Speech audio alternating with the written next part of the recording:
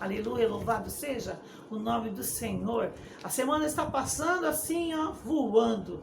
A gente mal termina um dia, já está acabando o outro, já está terminando outro fim de semana, já vivendo outra semana. E glória a Deus por isso, porque pelas misericórdias do Senhor, nós não somos consumidos. Quantas coisas mudam na minha e na tua vida quando a gente é criança e depois que a gente se torna adulto, não é verdade? Quantas coisas ficam diferentes? Quantas? Nossa, é muita coisa que a gente lembra de criança, depois de adulto é totalmente contrário. Ai, se eu pudesse voltar a ser criança novamente. Eu quero te dizer que a palavra de Deus nos diz que Ana, ela também se preparava todo ano para a festa, para adorar ao Senhor. Quando ela era criança, ela fazia aquilo com a maior alegria, porque ela fazia de coração mesmo, de alma e espírito, não tinha nada que incomodava ela, e ela ia adorar ao Senhor no templo todo ano, arrumava as coisas, arrumava as malas, mas ela se casou com Eucana. E quando ela se casou, ela foi a primeira mulher de Eucana, muito feliz, ela estava muito feliz, ela era a primeira mulher dele. E só que com o transcorrer do casamento, tudo estava indo muito bem, até que depois de alguns anos, como aquela lei permitia, naquele tempo permitia-se que acontecia isso, ele se casou com outra mulher, com Penina. E Penina, ao contrário de Ana, ela tinha filhos todo ano. E Ana era estéril. Ana não tinha filhos. Então aquilo que para muita gente era normal, para Ana não era normal. Porque Ana, quando começou a preparar, uma certa vez, os preparativos, as malas novamente, casada com seu marido, ele tendo aqueles filhos com a sua outra esposa, e ela tendo que preparar tudo ali para viajar com eles, ela se sentia muito humilhada. Porque ela poderia até dizer, mas ninguém entenderia. O seu marido a amava muito e ele deixava isso bem claro para ela. Tanto que ele dizia para ela, o que você tem? Você está triste, você não come mais, você não bebe, você está estranha. E ela não falava nada, porque no fundo ela tinha certeza que seu marido sabia que a tristeza que estava no coração dela era porque ela não podia dar filhos a ele. Só que enquanto isso, a outra, Penina, que era outra mulher, tinha filho todo ano, enquanto Ana não tinha nenhum filho. Aquilo foi incomodando, foi entristecendo o coração de Ana, a ponto de Ana não comer mais, de não beber mais, não ter mais prazer em nada, se entristecer e de não ter mais alegria. Mas mesmo assim, ela ia todo ano, ela não deixou de ir ao templo, que era uma viagem longa que eles tinham que fazer, para chegar no templo para adorar a Deus naquele devido tempo. Ela não deixava de adorar, mas ela ia com o coração entristecido, magoado, porque a outra conseguia humilhar ela ao extremo. A sua rival, podemos dizer assim, porque era uma rival, ela fazia com que Ana se sentisse magoada, humilhada, desonrada, triste, angustiada. Mas Ana não deixava de adorar a Deus nem por causa disso. Mas naquele dia Ana estava preparando as malas, diz a palavra, e Ana estava tentando esquecer tudo aquilo, arrumando as malas, se preparando, né, fazendo os preparativos da mala para tentar esquecer os seus problemas. E quantas vezes você também faz isso? Vou viajar para esquecer meus problemas, eu vou arrumar a mala, eu vou sair por aí, eu vou fazer outra coisa porque eu vou esquecer dos meus problemas. Ah, mas não serviu para Ana, não. Porque ela continuou triste, arrumando as malas para fazer aquela viagem. E agora aquela viagem era com o marido, com a rival e os filhos dela ainda por cima. Os filhos da rival. E a palavra diz aqui, não sei se ficou nisso, mas eram 10 filhos. 10 filhos. Que iam juntos para adorar a Deus e ela tinha que estar junto. E ela foi para adorar a Deus. Só que foi assim, quando eles chegaram no destino que tinham que chegar, ela estava com o coração totalmente amargurado. Porque pensa numa situação dessa.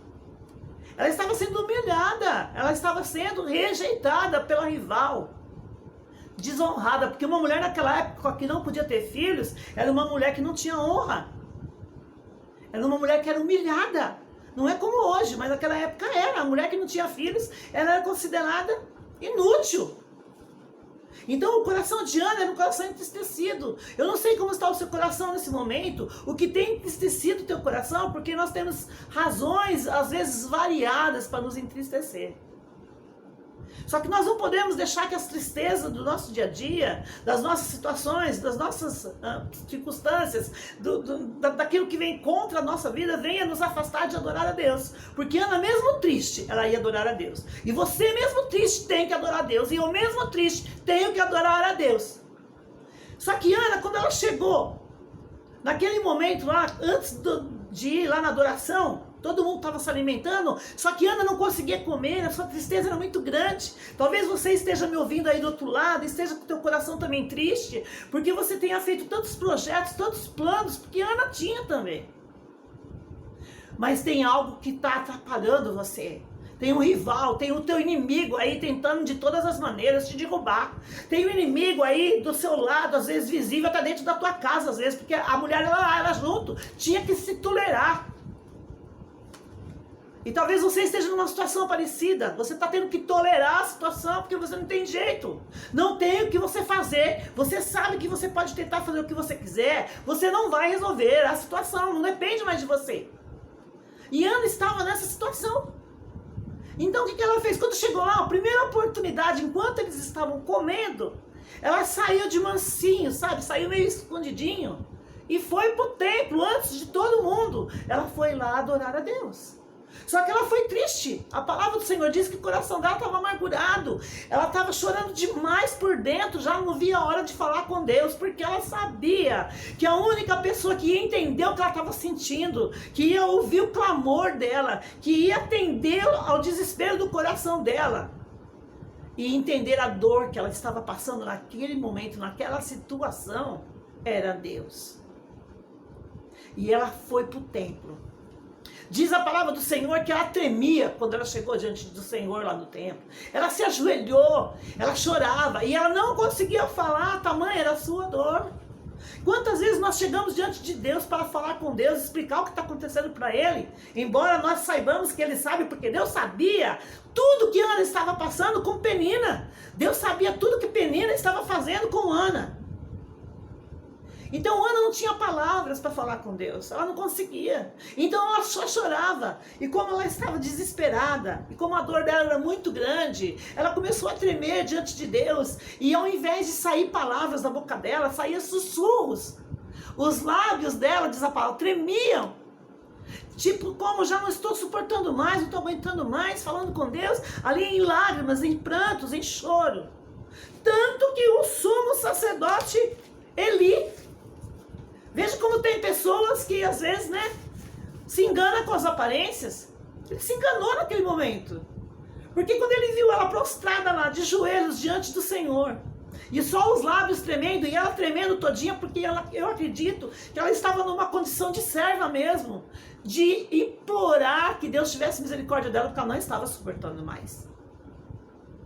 Ele falou para ela, você está embriagada, onde já se viu você vir para a casa de Deus assim? Para de se embriagar. E ela olhou para ele e falou, não, eu não estou embriagada. Eu vim aqui porque eu estou me pondo de joelhos por causa de uma causa que eu preciso que seja resolvida. Aleluia! Talvez você esteja aí do outro lado também com uma causa para ser resolvida. E você sabe que essa causa só pode ser resolvida se Deus tomar a frente. Você pode fazer o que você quiser, nessa situação não vai ter jeito, por essa causa não vai ter jeito, esse milagre não vai acontecer, não vai ter mudança nenhuma, essa resposta não vai vir. Se você ficar parado esperando, não vai acontecer nada, a porta vai continuar fechada. A aliança que foi quebrada não vai ser refeita se você não fizer alguma coisa. Se você não fizer o que Ana fez. Ana por aquela causa se prostrou. Ana por aquela causa se pôs de joelhos diante de Deus. Aleluia! E ela pediu ao Senhor chorando. E quando o sacerdote viu que realmente ela era uma pessoa que estava sóbria, mas que estava totalmente sofrendo, ele disse para ela, vai, tomara que a tua petição, seja ouvida. Porque ela estava num ambiente total, aberto com Deus, sem reservas nenhuma ela com Deus. Porque se Deus não fizesse nada por ela, ela ia continuar o resto da sua vida sofrendo.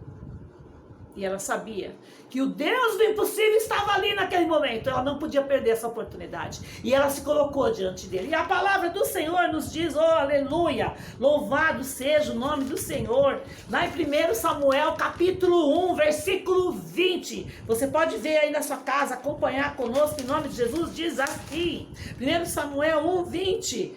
E ela concedeu, e passado o devido tempo, teve um filho que se chamou Samuel, pois dizia, do Senhor eu pedi, e Deus deu.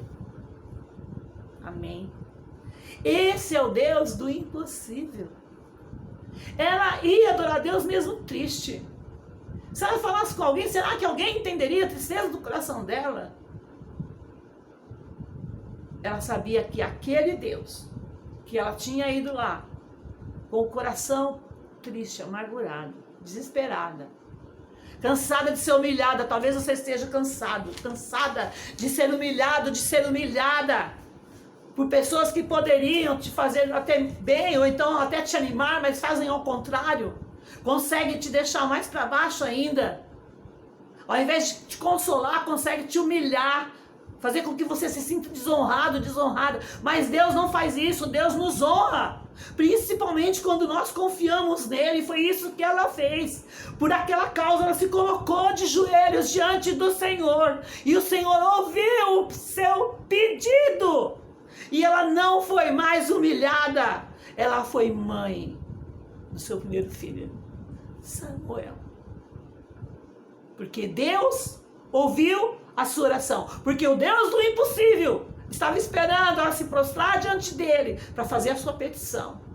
Você tem algo para pedir para Deus? Tem, né? É impossível para você, é impossível para mim, mas para ele não é impossível. Não há impossível para Deus. Não existe impossível para Deus. Essa palavra não existe no dicionário de Deus. Se prostre diante do Senhor, apresente a tua causa ao Senhor. Os outros não vão entender, não interessa. Os outros não interessam, interessa você e Deus. Porque naquele momento era Ana e Deus. Nem o sacerdote entendeu o que estava acontecendo ali, mas Deus entendeu. E Deus respondeu, e ela teve um filho. Louvado seja o nome do Senhor, Minanassuri. Onde você estiver aí, se proste diante do Senhor, que é o Deus das causas impossíveis. Peça para Ele aquilo que só Ele pode fazer, e você terá a resposta das suas orações. Eu não tenho nada para te oferecer, não tenho nada para te dar. Mas se você prostrar os teus joelhos, se você chorar na presença de Deus, se você chegar até Deus, eu tenho certeza que você não vai voltar sem resposta. Amém? Louvado seja o nome do Senhor. Nosso tempo já se foi. Até segunda, em nome do Pai, do Filho e do Espírito Santo. Não, até segunda não, desculpe, queridos. Até quinta, porque hoje é segunda. Louvado seja o nome do Senhor. Beijo no teu coração, fique na paz de Cristo. Deus te abençoe poderosamente. Aguarda o teu testemunho para louvor do nome do nosso Deus. Amém?